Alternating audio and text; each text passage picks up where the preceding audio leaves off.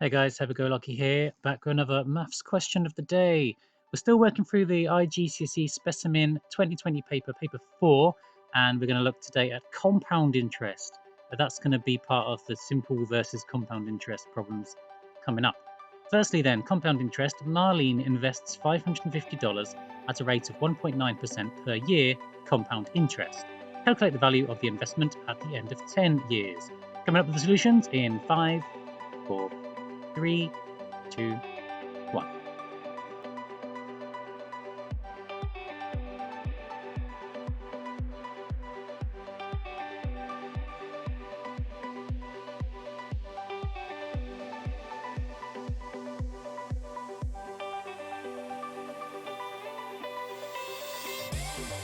Okay, guys, so we're back. Marlene invests $550 at 1.9% per year compound interest. Now, compound interest, that's when you get interest at the end of 1 year, that gets you a new amount, and then you get interest on the new amount, not the same amount of interest every time. That would be simple interest, which we'll discuss in another question. So when it's compound interest, there's a really nice formula you can use. So I use the word any, and I write it like this, and you'll see why in a minute. The A stands for the amount, the initial investment, which in this case is 550.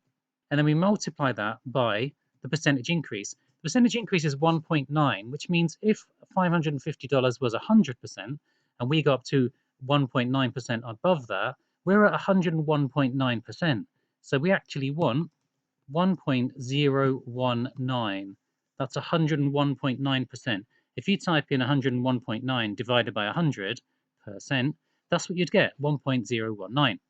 Now we want that same value repeated over and over and over and over again. It takes a while to do that so many times, especially 10 years. So what we're going to do is we're just going to put a recurring power at the top there. So what that means is we're going to work out the end of 1 year, and then we're going to work out the new amount at the end of the next year, and the next year, and the next year, and the next year, and the next year, and the next year, and so on.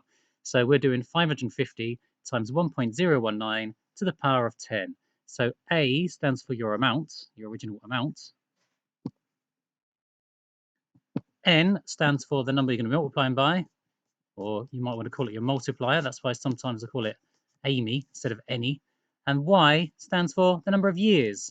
Obviously, sometimes you're talking about months or days, but that's how I remember it. Any or Amy, it's entirely up to you. But let's try that in the calculator, see what we get. Okay, so I've got my scientific calculator up. We're going to do 550 times multiplied by 1.019. 1.9% more than 100%, to the power of, and we're going to use this x to the power of y button down here, to the power of 10. And that gives us a massive £663.90 if we're talking about money. Remember, we don't need to round up because the 2's there. 663.902 ... 663.90. So if we're looking at money, we round it to 2 decimal places. $663.90, no rounding required. Okay, hope you enjoyed that question. I've been Happy-Go-Lucky, and you've been working hard on maths. Compound interest.